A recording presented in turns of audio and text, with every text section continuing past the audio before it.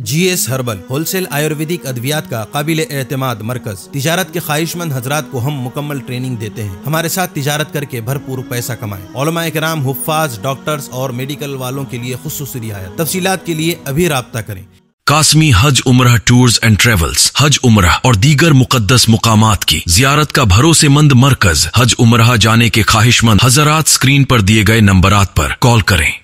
اللهم احمدك واستعينك اللهم صل على سيدنا محمد وعلى آل سيدنا محمد وبارك وسلم فاعوذ بالله من الشيطان الرجيم بسم الله الرحمن الرحيم ما كان محمد أبا أحد من رجالكم ولكن رسول الله وخاتم النبيين وكان الله بكل شيء عليما وقال النبي صلى الله عليه وسلم بادروا بالأعمال فتنا كقطع الليل المظلم يصبح مؤمنا أو يمسي كافرا يصبح مؤمنا ويمسي كافرا أو يمسي مؤمنا ويصبح كافرا يبيع دينه بعرض من الدنيا أو كما قال عليه الصلاة والسلام۔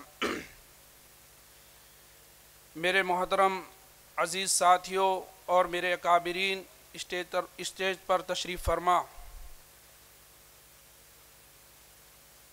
تقریر یا کوئی بیان تو ہمارے اکابرین اس موضوع پر فرمائیں گے۔ میں چونکہ سوشل میڈیا سے بہت پہلے سے جڑا ہوا ہوں اور آج کی جو یہ الغار ہے، میں اور آپ تو سال میں ایک دو بار اس کی فکر کو لے کے اکٹھا ہوتے ہیں، جمع ہوتے ہیں، لیکن جو ٹیمیں غیروں کی اس پر کام کر رہی ہیں ان کا یہ ڈیلی ورک ہے، اور اس کا نشانہ صرف ہمارے بچے نہیں ہیں۔ بچے کو تو ویسے ہی دین کی سوجھ بوجھ نہیں ہوتی ہے، ہمارے اچھے خاصے سماج میں پڑھے لکھے نوجوان، آج ہر ایک کے ہاتھ میں یہ اسمارٹ فون، موبائل فون ہوتا ہے۔ کوئی بھی دینی بات، دینی سوال کسی بھی نوجوان کے ذہن میں آتا ہے یا کسی نے اس سے پوچھا ہے تو وہ بجائے اپنے امام، کسی عالم دین یا اپنے پڑوس کے مفتیان کرام سے پوچھنے کے بجائے وہ گوگل سرچ کرتا ہے۔ ہوتا کیا ہے، آپ ہندی میں، انگریزی میں، اردو میں، عربی میں، کسی بھی لینگویج میں کوئی چیز سرچ کریں گے، کافی سارے رزلٹ اس کے ظاہر ہوتے ہیں۔ ہمارے یہاں صرف کچھ بڑے اداروں کے دارالفتاؤں کی ویب سائٹ موجود ہیں، باقی ہمارے پاس کوئی ایسا نظام، کوئی ایسی جماعت موجود نہیں ہے جو ہمارے نوجوانوں کو ان کے سوالات کا جواب آن لائن دیتی ہو، دارالفتاؤں کی ویب سائٹ کو چھوڑ کر۔ وہاں تو دینی سوالات ہوتے ہیں، لیکن جو اشکالات بچوں کے ذہن میں آتے ہیں، باقاعدہ ایک منظم محنت ہے، روزانہ ڈیبیٹس ہوتی ہیں۔ یہ جو ہمارے نیشنل نیوز ہیں، اب تو ان پہ بھی لوگ آنے لگے ہیں جو اپنے آپ کو ایکس مسلم کہتے ہیں، وہ شوشہ چھوڑ دیں ہیں، اور جن کو اسکولر، اسلامک اسکولر کے نام سے وہاں بلایا جاتا ہے، ان کے پاس اس کا جواب نہیں ہوتا ہے۔ ابھی میں سن رہا تھا ایک دن، میرے حساب سے تو وہ عالم بھی تھے جو جس کو انہوں نے بلا رکھا تھا، ان سے سوال کیا گیا کہ بھائی، کہ وہ ایکس مسلم وہ سوال کرتا ہے کہ آپ کی حدیث میں یہ بات موجود ہے کہ نہیں ہے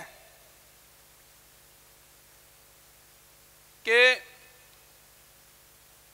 تلوار کے ذریعے سے دین کو پھیلاؤ؟ اس طرح کی ایک حدیث ہے ابن ماجہ میں نے بعد میں سرچ کی، وہ ہے موجود ہے وہ۔ تو اس نے کہا کہ نہیں، ایسی کوئی حدیث نہیں، آپ جھوٹ بول رہے ہیں۔ تو اس نے سرچ کر کے دکھا دیا، اب اس کے پاس وہ ریڈی نہیں تھا اس سوال کے جواب کے لیے، تو اس نے اس کو وہیں چھوڑ دیا۔ تو اب جو اتنے اس کو ٹی وی کو دیکھ رہے ہیں، سب کے ذہن میں یہ بات آ گئی کہ جو یہ اینکر کہہ رہا ہے یا جو اس کا بلیم ہے وہ صحیح ہے۔ دوسری بات کہ کسی فتنے کا آج ہماری پڑوس میں، ہمارے علاقے میں، ہمارے محلے میں ہونا ضروری نہیں ہے. مثلاً ابھی فلسطین کا اور یہ جو اسرائیل کا مسئلہ چل رہا ہے، ہم دیکھ رہے ہیں مسئلہ وہاں چل رہا ہے، لیکن سب کے پاس پوری اپڈیٹ ہے. اسی طرح جتنے فتنوں کو ہینڈلائز کیا جا رہا ہے، چھوڑا جا رہا ہے، ان کے پاس ٹیم ہے، ان کے پاس سسٹم ہے، ان کو پتا ہے کہ آج کی نوجوان نسل کیا چیز دیکھ رہی ہے، کیا سننا پسند کرتی ہے، اسی لائن سے وہ جو ہے ہمارے عقائد کو بگاڑنے میں لگے ہوئے ہیں. لیکن ہمارے پاس اس کے لیے کوئی منظم ترتیب نہیں ہے، کوئی سسٹم نہیں ہے، نظام نہیں ہے. اس لیے آج اس بات کی سخت ضرورت ہے.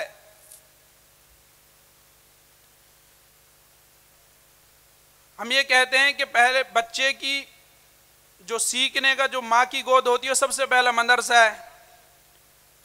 لیکن آج کل کی ہمارے بچوں کی مائیں وہ خود کوری ہیں دین کی معلومات سے.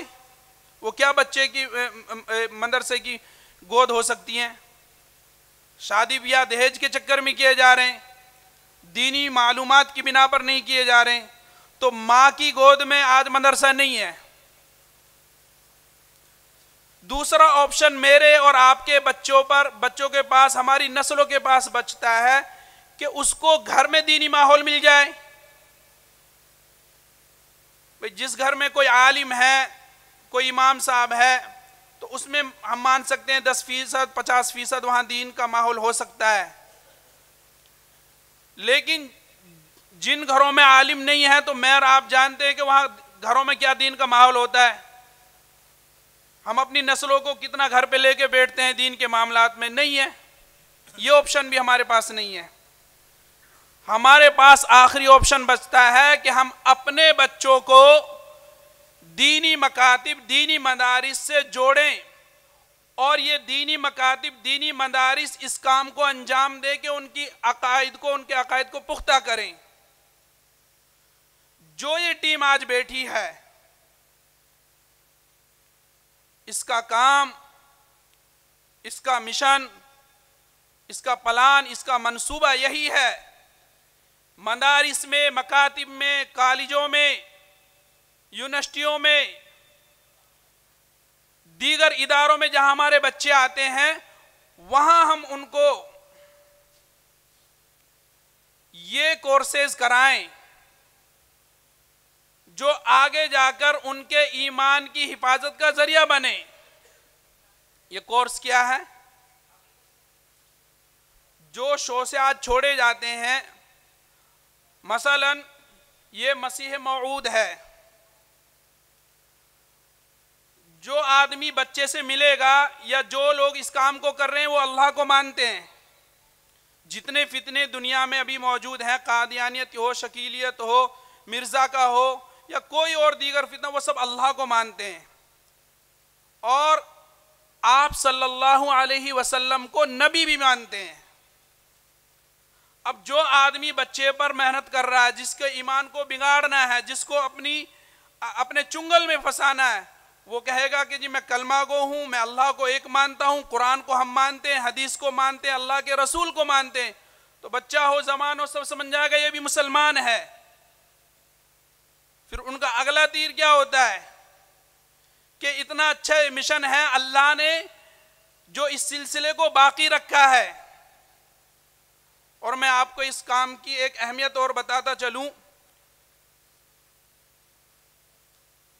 کہ جیسے شرک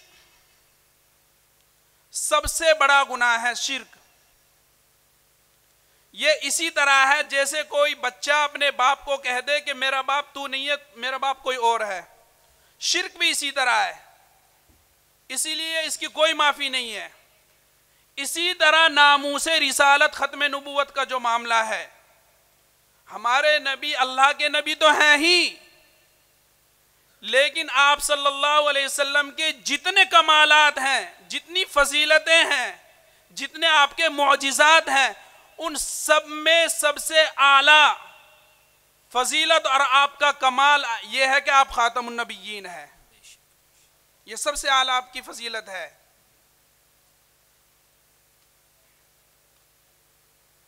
کیونکہ آپ جب تفسیر پڑھیں گے، تفصیلات دیکھیں گے تو خاتم کے مطلب آتا ہے جب ہم کوئی بھی چیز لیتے ہیں، ہمیں کوئی چیز کہیں بھیجنی ہے، اس کو ہم نے لفافے میں پیک کر دیا، چپکا دیا، اوپر سے اس پہ سیل لگا دی، یعنی مہر لگا دی. مطلب یہ ہے کہ اب اس میں کوئی چیز جائے گی نہیں، اندر جو چیز ہے وہ نکلے گی نہیں، ورنہ وہ سیل خراب ہو جائے گی. یہ ختم نبوت کو خاتم النبیین اسی لیے کہا جاتا ہے کہ اب جو نبوت کا معاملہ ہے یہ بند ہے، نہ اس میں سے کسی نبی کی کمی ہو سکتی ہے، اب نہ اس میں کوئی مزید اضافہ ہو سکتا ہے.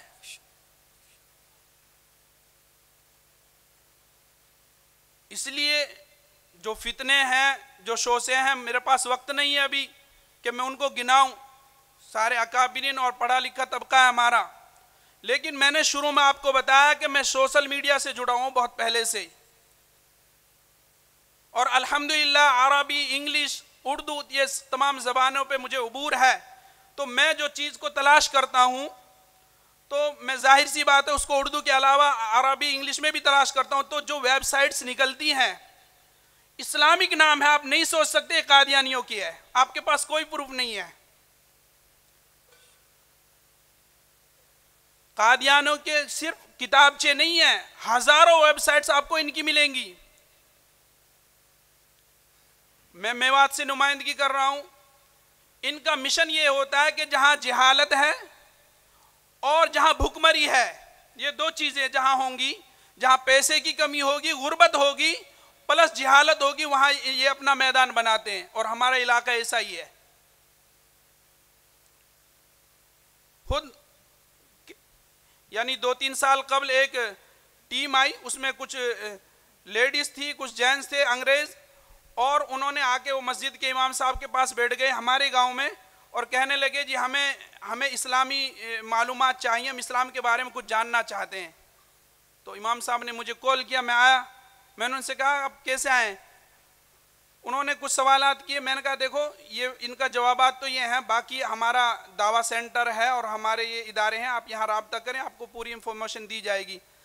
ان کا مشن وہاں پہ یہ نہیں تھا کہ وہ اسلامی نالج وہاں پہ سیکھنے آتے ہیں، نہیں، وہ چیک کرنے آتے ہیں کہ یہاں پہ ان کے پاس معلومات کا کتنا وہ ہے، یہ کس لیول کے لوگ ہیں، ہمارا کام یہاں کہاں تک چل جائے گا.